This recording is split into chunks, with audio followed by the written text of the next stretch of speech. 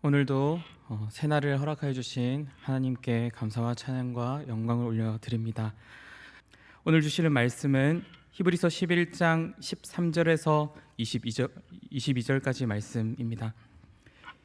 히브리서 11장 13절에서 22절까지 말씀, 신약성경 365페이지에 있습니다.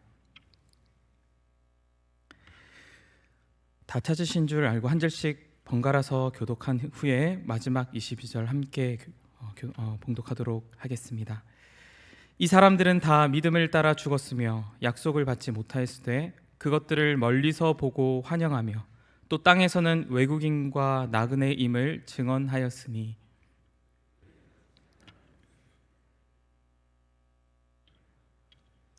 그들이 나온 바 본향을 생각하였더라면 돌아갈 기회가 있었으려니와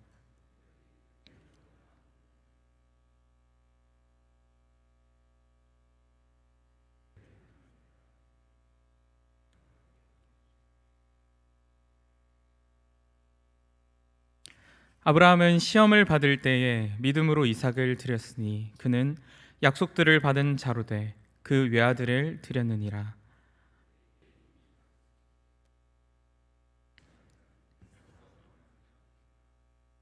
그가 하나님이 능히 이삭을 죽은 자 가운데서 다시 살리실 줄로 생각한지라. 비유컨대 그를 죽은 자 가운데서 도로 받은 것이니라.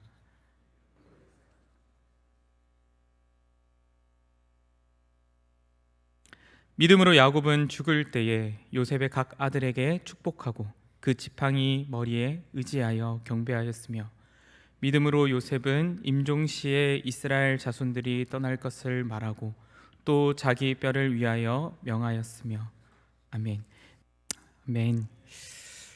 네. 오늘 히브리서 11장 13절에서 22절까지 말씀을 가지고 믿음의 기다림과 인내의 삶이라는 제목으로 함께 말씀을 나누고자 합니다.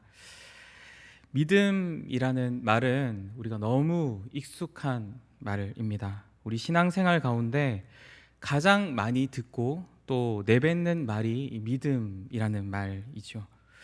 일반적으로 이 믿음이라는 말의 뜻은 우리가 너무 잘 알고 있듯이 무언가에 맡긴다 그리고 신뢰한다 라는 의미가 바로 이 믿음이라는 말입니다. 아주 익숙한 단어이기는 하지만 이 믿음이라는 말에 대해서 설명을 하는 것은 쉽지는 않습니다. 왜냐하면 우리가 인식을 하고 또 경험을 하고 그리고 우리 눈으로 볼 수 있는 것에 대한 그 한계가 있기 때문에 이것을 설명하는 것이 어렵습니다. 혹시 번지 점프라는 이런 스포츠를 혹시 아십니까? 이 번지 점프라는 것은 아주 높은 곳에 올라가서 발에 줄 하나를 매달고 그렇게 뛰어내리는 것을 이 번지 점프라고 하죠. 하지만 이 높은 곳에 올라간 다음에 이 줄을 묶은 후에 뛰어내리려고 이 낭떠러지에 서게 되면 막상 이 뛰어내리는 것이 쉽지가 않습니다. 그 옆에서 이 발에 묶은 줄이 당신의 체중보다 훨씬 더 무거운 것을 거뜬히 견뎌낼 수 있습니다. 그리고 충분히 안전하니까 괜찮습니다. 걱정하지 말고 뛰어내리십시오 라고 그렇게 얘기를 하지만 발이 떨어지는 것이 쉽지가 않습니다. 왜냐하면 이 안전에 대한 믿음이 부족하기 때문입니다. 이 번지 점프를 할 때 이 발에 묶는 줄은 그래도 눈에는 보입니다. 하지만 이 눈에 보이는 것에 우리 몸을 맡기거나 신뢰하는 것도 쉽지는 않은데 보이지 않는 하나님을 믿는다라는 것은 정말 말처럼 쉽지는 않습니다. 오늘 읽지는 않았지만 본문 바로 앞인 11장 1절 말씀은 믿음에 관해서 우리에게 너무나 익숙한 말씀입니다. 제가 읽겠습니다. 믿음은 바라는 것들의 실상이요 보이지 않는 것들의 증거니. 여기서 믿음이 무엇인지에 대해서 분명히 말씀합니다. 믿음이란 바라는 것들의 실제이고 보이지 않는 것들의 증거입니다. 바라는 것들이라는 말을 조금 바꿔 말한다면 우리가 소망하는 것들, 그것의 실제가 바로 믿음이라는 것입니다. 어떤 경우는 이 말씀을 가지고 믿음이란 내가 꿈꾸고 소망하는 것들의 그 실제이고 증거라고 그렇게 해석해서 적용하기도 합니다. 그래서 이 믿음이란 내가 소망하는 꿈이 이미 이루어졌다 혹은 이루어질 것이 분명하다라는 그런 생각을 가지고 마치 손에 쥔 것처럼 그렇게 여기는 오해를 범하기도 합니다. 하지만 이것은 믿음의 참 의미가 아닙니다. 왜냐하면 앞선 히브리서 10장 36절 말씀이 있기 때문입니다. 이 말씀을 제가 읽겠습니다. 너희에게 인내가 필요함은 너희가 하나님의 뜻을 행한 후에 약속하신 것을 받기 위함이라. 아멘. 소망을 가지고 인내하는 것은 다름 아니라 하나님께서 약속하신 것 때문입니다. 여기서 이 약속하신 것이라는 말은 종말적인 의미입니다. 영원한 하나님 나라를 의미합니다. 다시 말해서 믿음이란 하나님께서 우리를 위해 준비하시고 또 우리에게 주기로 약속하신 것을 소망하는 것, 계속 생각하는 것이 바로 믿음입니다. 그것이 비록 눈에 보이지 않는다 할지라도 말입니다. 이것은 우리 편에서는, 우리의 쪽에서는 바라는 것들이지만 하나님의 편에서는 하나님께서 우리를 위해 마련해 놓으신 것, 그것이 바로 이 믿음입니다. 계속적으로 히브리서 말씀을 묵상하면서 반복해서 들었던 메시지가 있습니다. 그것은 바로 히브리서를 수신하는 사람들이 처한 당시의 상황을 염두에 두어야 한다는 것입니다. 당시 그리스도인들은 재산과 또 재산을 빼앗기고 부당하게 빼앗기고 감옥에 투옥이 되는 그러한 일들을 경험하게 됩니다. 그리스도인이라는 이유로 말입니다. 이 보이는 것들을 믿는 것도 어려운데 보이지 않는 하나님을 믿는 것은 더욱 쉽지 않은 일이죠. 점점 말씀에 대한 관심과 그리고 신뢰도 줄어져만 갑니다. 정기적인 모임에 참석하는 일도 중단하는 사람들이 늘어갑니다. 믿음을 내려놓고 예수 그리스도를 떠나려고 하는 자들이 발생하게 되는 것입니다. 히브리서는 이러한 상황에 처해 있는 그리스도인들에게 보내진 서신입니다. 그래서 히브리서 내용은 첫째로 크게 세 가지인데, 첫째로 그리스도보다 천사보다 뛰어나신 분이 바로 그리스도이시다. 이 그리스도를 믿고 신뢰해라. 두 번째로는 예수 그리스도는 멜기세덱의 반차를 따른 완전한 제사장이시며 그분이 우리에게 어떤 일을 행하셨는지를 기억하라. 그래서 그분을 믿고 신뢰해라. 마지막으로는 오늘 본문 말씀에 해당되는 말씀으로 구약 역사에 많은 믿음의 선진들이 있지 않는 이들을 보고 과거에도 그랬고 지금도 그러하며 앞으로도 그러하실 주님을 믿고 그분께 소망을 두어라 라고 그렇게 말씀합니다. 앞서 번지 점프를 예로 말씀을 드렸습니다. 적지 않은 사람들이 자신의 무게를 버텨줄 이 줄에 대한 염려를 가진 채 그럼에도 불구하고 높은 곳에서 뛰어내릴 수 있는 이유 중에 하나가 무엇인지 아십니까? 바로 자기 앞에 순서에서 뛰어내려 그 사람들이 안전하게 지상에 도착하는 것을 보았기 때문입니다. 줄이나 장비 등이 내 생각만큼 믿음직스럽지는 않지만 앞서 뛰어내린 사람들이 안전하다는 것을 보고 또 뛰어내릴 수 있었던 것입니다. 오늘 읽은 말씀으로 돌아가면 13절 말씀에서 이 사람들은 이라고 그렇게 말씀합니다. 이들은 바로 앞 본문에서 언급한 믿음의 선진들을 말씀합니다. 특히 바로 앞인 아브라함과 사라가 여기에 해당됩니다. 13절 말씀에서 이렇게 말씀합니다. 이 사람들은 다 믿음을 따라 죽었으며 약속을 받지 못하였으되 그것들을 멀리서 보고 환영하며 또 땅에서는 외국인과 나그네임을 증언하였으니. 하나님께서는 아브라함에게 좋은 땅과 별과 같이 무수히 많은 자손들을 주신다고 약속하셨죠. 하지만 실질적으로 사라를 통해 주신 아들은 몇 명입니까? 한 명, 이삭뿐입니다. 또한 유목민으로서 이리저리 떠돌아다니며 하나님께서 약속하신 그 땅을 직접적으로 누리지는 못했습니다. 하나님께서 이들에게 약속하신 것이 지켜지지 않은 것 같아 보입니다. 세상 사람들의 눈에는 이 헛된 믿음과 소망을 가지고 헛되게 산 것처럼 여겨질지 모릅니다. 약속된 것들을 받지 못하였지만 그럼에도 불구하고 성경은 이들이 믿음으로 생을 마감했다, 그렇게 말씀합니다. 이것은 믿음의 눈으로 약속된 것들을 바라보았기 때문입니다. 우리 눈에는 이루어지지 않았지만 하나님의 때에 하나님께서 이루실 것에 대한 분명한 확실, 신실하신 하나님에 대한 분명한 신뢰가 있었던 것입니다. 어떻게 그것이 가능했습니까? 이어지는 14절에서 16절 말씀은 이것을 뒷받침합니다. 그들이 이같이 말하는 것은 자기들이 본향 찾는 자임을 나타냄이라. 그들이 나온 바 본향을 생각하였더라면 돌아갈 기회가 있었으려니와 그들이 이제는 더 나은 본향을 사모하니 곧 하늘에 있는 것이라. 아멘. 정말 눈에 보이는 것, 자신이 바라는 것들만 소망하면서 살아갔다면 본래 살았던 곳으로 돌아갔을 것입니다. 그럼에도 불구하고 믿음의 눈을 들어서 하나님께 초점을 맞췄을 때 더 나은 본향, 곧 주님께서 하늘에 우리를 위해 예비하신 그 도성, 그것을 바라본 것입니다.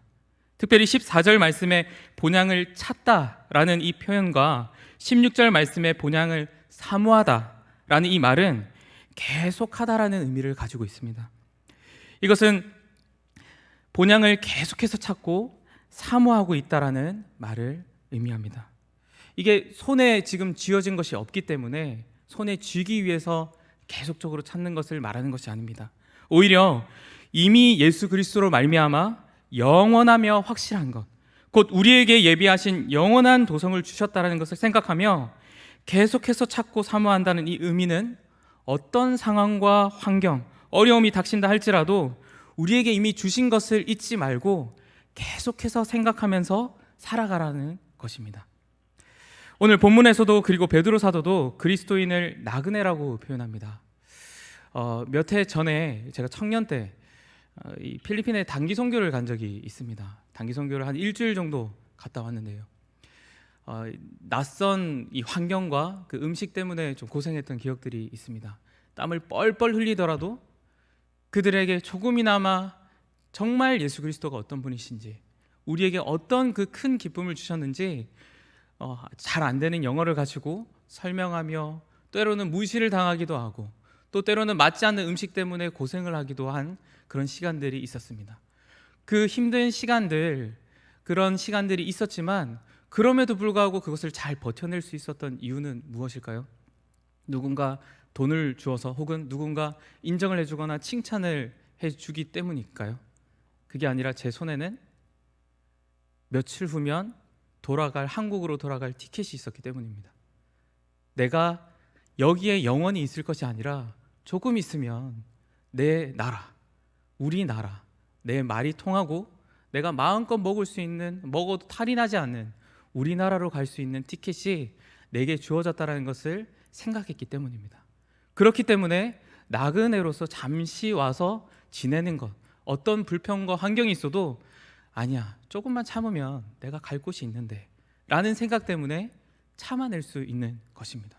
바로 오늘 말씀에서도 나그네라고 표현한 이유가 우리에게 이미 주어진 티켓, 영원한 하나님의 나라, 그것이 우리에게 주어졌기 때문에 그것을 늘 생각하며 그것을 확인하며 살아가라고 말씀하고 있는 것입니다. 본문 17절에서 22절까지 말씀에서는 아브라함과 이삭, 야곱, 요셉, 이렇게 대표적인 믿음의 조상들이 나타납니다. 아브라함은 하나님으로부터 시험을 받았습니다. 그것은 다름 아니라 100세 때 얻었던 유일한 아들 이삭을 하나님께 바치라라는 것입니다. 처음 이 말씀을 들었을 때 아브라함이 얼마나 당황했겠습니까? 전혀 이해가 되지 않는 말씀, 그동안 하나님께서 말씀하신 모든 것과 정면으로 배치되는 말씀이기 때문입니다. 그럼에도 불구하고 눈에 보이는 것만 따라 살아가는 이 사람들의 생각으로는 이해가 되지는 않는 이 모습을 아브라함이 보여줍니다. 하나밖에 없는 아들 이삭을 바치라는 그 하나님의 명령하신 것을 그대로 순종하는 것입니다. 아브라함뿐만 아닙니다. 아브라함이 그러했듯 이삭 역시 하나님의 약속을 신뢰하며 하나님께서 그의 아버지 아브라함에게 주신 그 복을 자신의 자녀들인 야곱과 에서에게 이어질 것이라고 믿고 축복합니다. 야곱도 이삭과 동일하게 믿음으로 그 자녀들을 축복하는 모습이 말씀 가운데 나타나지 않습니까? 끝으로 요셉 역시 어떠합니까?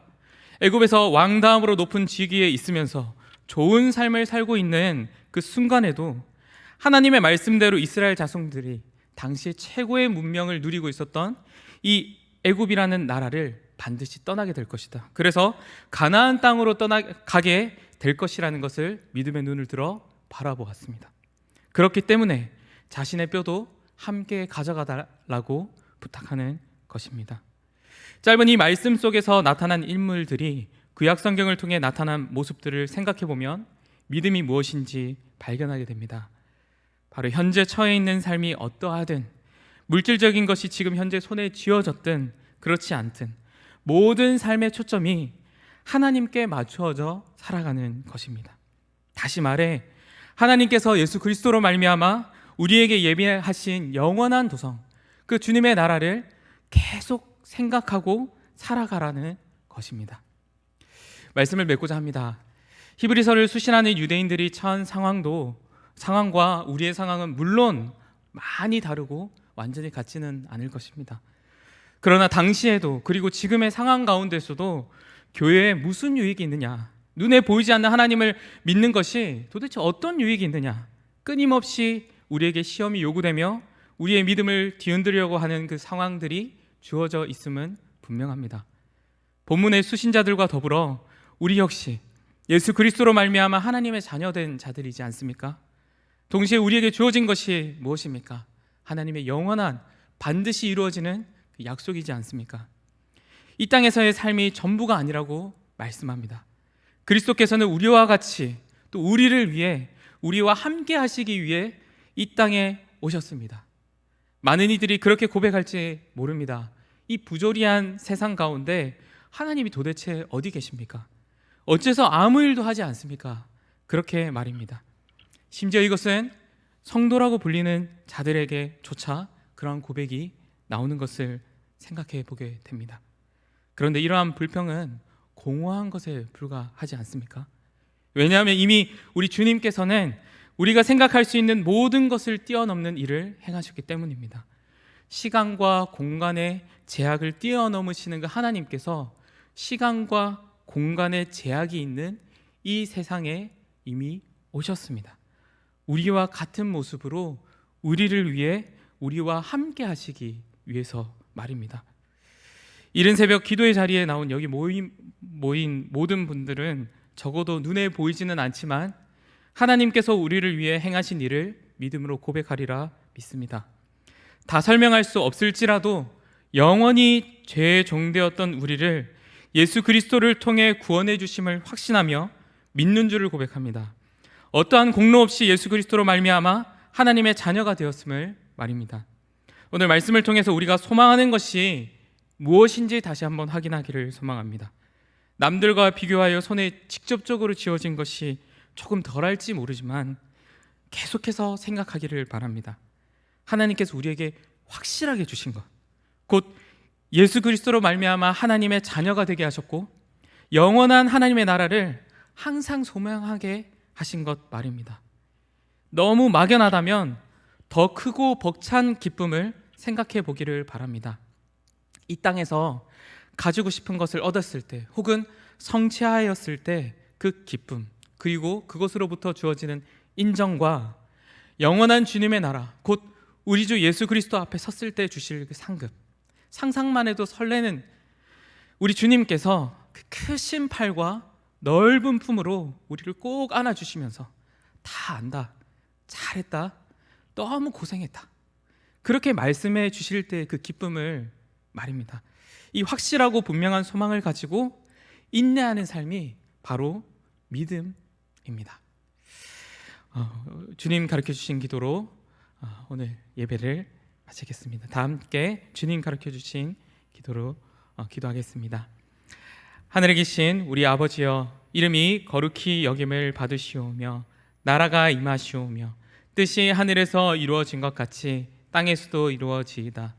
오늘 우리에게 일용할 양식을 주시옵고 우리가 우리에게 죄 지은 자를 사하여 준 것 같이 우리 죄를 사하여 주시옵고 우리를 시험에 들게 하지 마시옵고 다만 악에서 구하시옵소서. 나라와 권세와 영광이 아버지께 영원히 있사옵나이다. 아멘. 우리의 바라는 것들이 물론 너무 많이 있겠지만 오늘 먼저 기도하기를 바라는 것은 하나님께서 우리를 위해 준비하신 것, 곧 영원한 성을 더욱 소망하는 이 시간이 될 수 있도록 기도하시길 바랍니다.